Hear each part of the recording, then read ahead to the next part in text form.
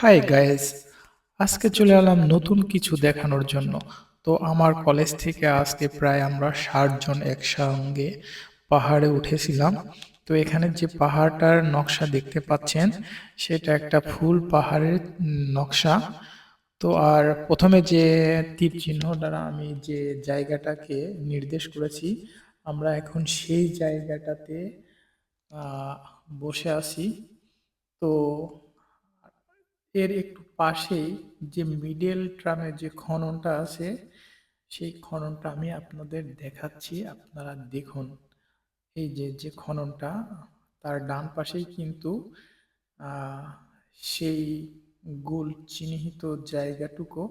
এখানে দেখতেছি কোনো সংস্থার লোকজন এখানে এসে জায়গাটাকে পরিষ্কার পরিচ্ছন্ন করছে। তো যাই যাই হোক, এখানে ওঠার পর অনেক ভালো লাগছে।